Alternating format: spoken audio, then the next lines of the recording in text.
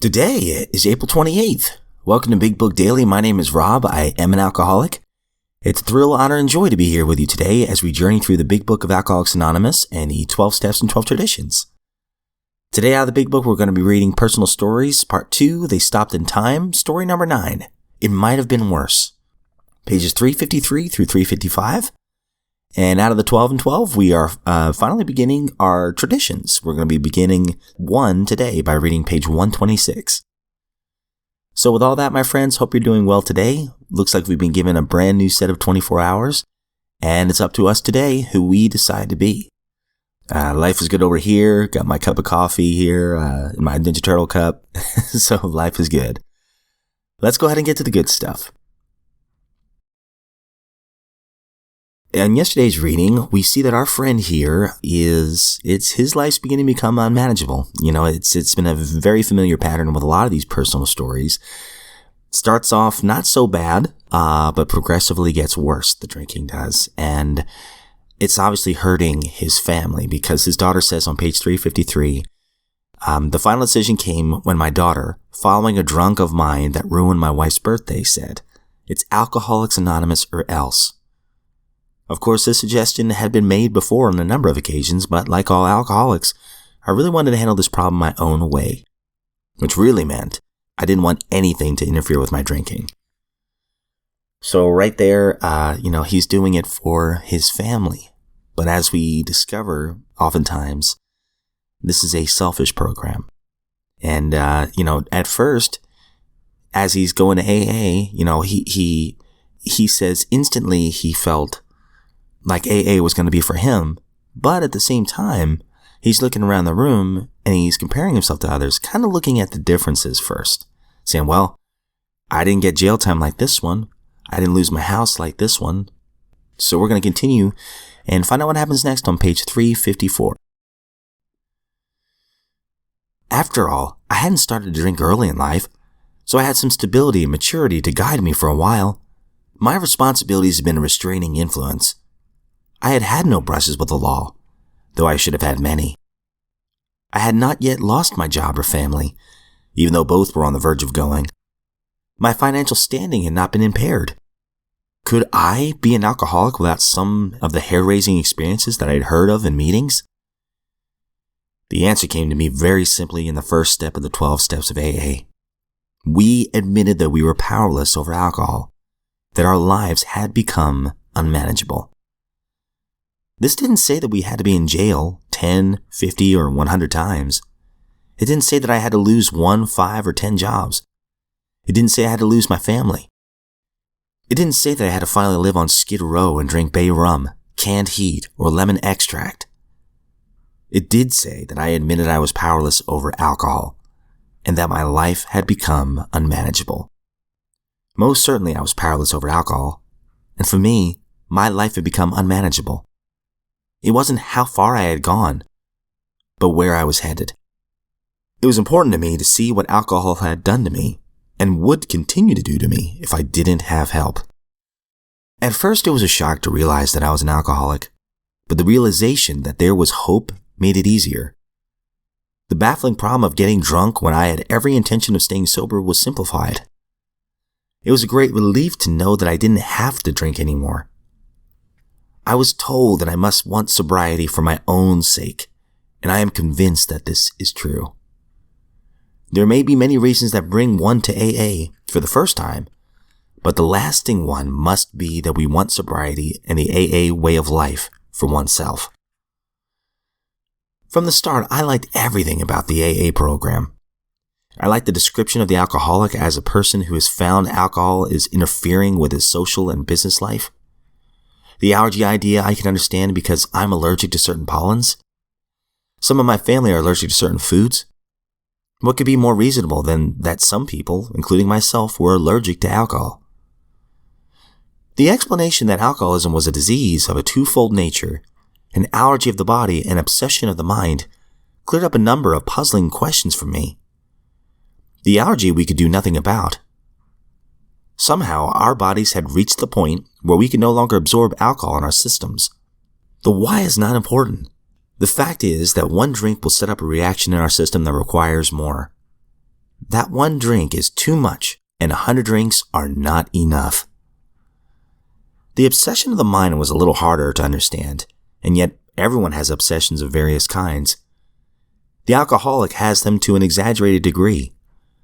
Over a period of time, he has built up self-pity and resentments towards anyone or anything that interferes with his drinking. Dishonest thinking, prejudice, ego, antagonism toward anyone and everyone who dares to cross him, vanity, and a critical attitude are character defects that gradually creep in and become part of his life. Living with fear and tension inevitably results in wanting to ease that tension, which alcohol seems to do temporarily. It took me some time to realize that the 12 steps of AA were designed to help correct these defects of character and so help remove the obsession to drink. The 12 steps, which to me are a spiritual way of living, soon meant honest thinking, not wishful thinking, open-mindedness, a willingness to try, and a faith to accept. They meant patience, tolerance, and humility, and above all, the belief that a power greater than myself could help. That power I chose to call God. All right, some great stuff here. We'll come back to this in just a minute. All right, my friends, so we're finally moving on to a new section here, the 12 traditions. And I always love what one of my friends in the fellowship says. He says, the 12 steps they're there to help us not to commit suicide. The 12 traditions, they're there to help us not to commit homicide. So I love that Bill developed these, and it's funny how these traditions, lots of different people and businesses and corporations have taken some of these principles from these traditions to help operate their own businesses and organizations. It really is an ingenious way of organizing something without it being over-organized. It's kind of a paradox, which, of course, in AA, there's so many paradoxes. But yeah, today's tradition number 1, says our common welfare should come first. Personal recovery depends upon AA unity. So we're going to expand on that on page 129. I apologize. I told you the wrong page here. I was going in order, and I realized the 12 steps, 12 traditions book skips a page or two. We got a blank page before we get to it. So we're going to be reading 129 today. The unity of Alcoholics Anonymous is the most cherished quality our society has. Our lives, the lives of all to come, depend squarely upon it. We stay whole, or AA dies. Without unity, the heart of AA would cease to beat. Our world arteries would no longer carry the life-giving grace of God. His gift to us would be spent aimlessly. Back again in their caves, alcoholics would reproach us and say, "What a great thing AA might have been." Does this mean, some will anxiously ask, that in AA the individual doesn't count for much? Is he to be dominated by his group and swallowed up in it? We may certainly answer this question with a loud no.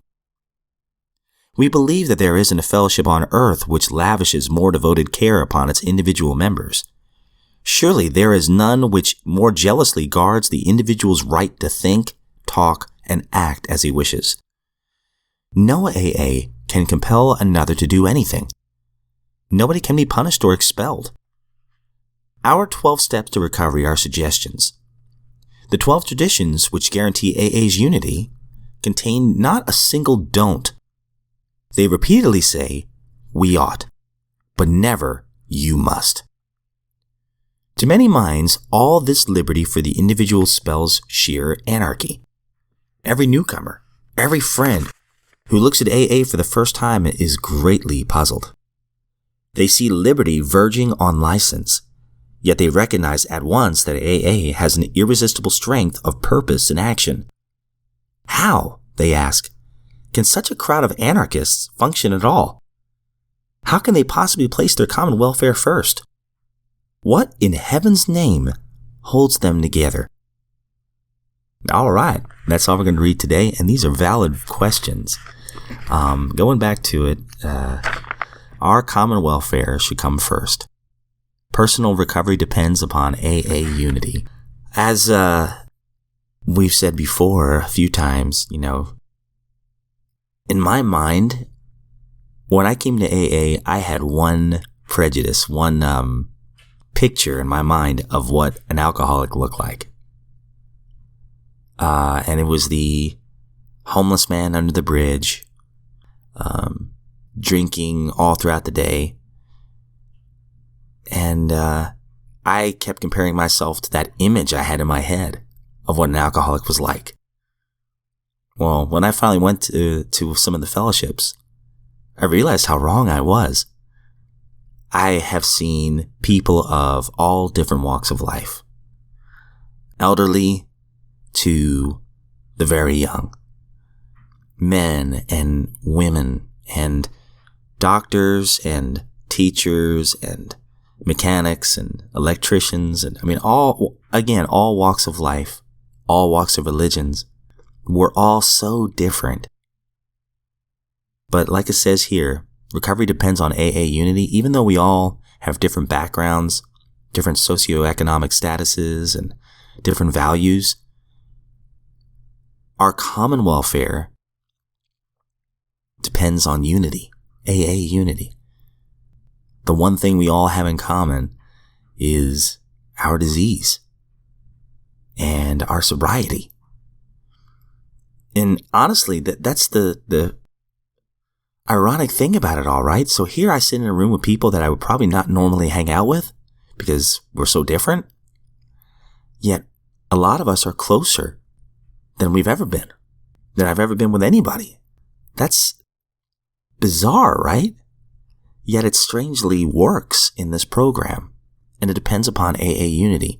And now, am I saying, we're all going to hold hands and sing Kumbaya and always agree? Absolutely not. I've been in fellowships where there's been a few group consciences where things get heated and people don't always agree. But at the end of it, whatever's decided, people accept, usually. Honestly, in my experience, I've been very blessed. The fellowships I attend, there really isn't a lot of backbiting or anything like that. I don't know about other groups, but at least the ones I've been a part of, they really try to live out tradition number one. We're all here for each other. We're all in this lifeboat together, and we might not always agree on certain things, but deep down, what holds us together is our common welfare in sobriety. That's what keeps us united.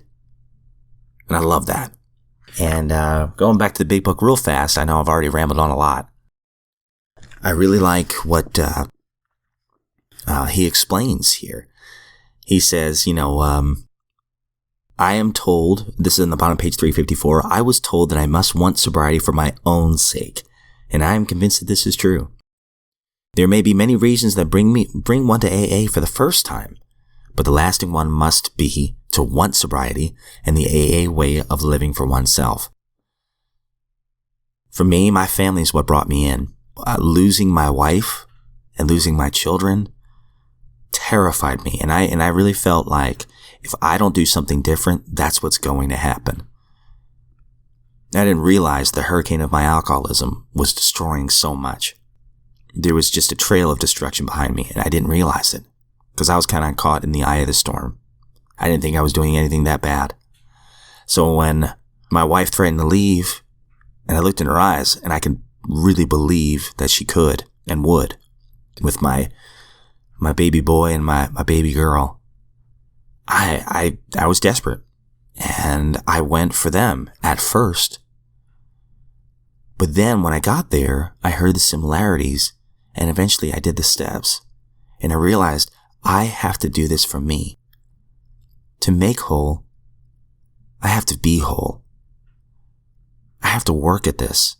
And when I do work at this and try to be a better man, better husband, better father, just a better person all around, then the benefits will be seen and felt by everyone around me.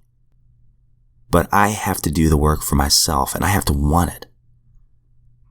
And I still want it, man. That's why I'm here super early in the morning drinking coffee, talking about the big book before 3:30 in the morning. I still want it desperately, right? And I love it. I wouldn't do this if there were no benefits. Sobriety is incredible. and so much better than what I was doing before. Let me just put it this way. Sobriety has helped me become a man that desires to protect integrity. I want to be the same man in public as I am in secret. The 12 steps have kind of given me that desire to be honest and to look the world in the eye with no secrets and try to be better every day. I want that for myself. And I thank the God of my understanding that He's helped me with that. But anyways, that's all I have for today, my friends. I hope you have a great day today. If you are sober, you are a miracle, and those who love you are very proud of you. Let's keep on keeping on today, guys. We have a brand new set of 24 hours, and again, we get to decide what kind of person we want to be today. It's always a choice. And my friends, if we are given a brand new set of 24 hours, I look forward to seeing you back here tomorrow.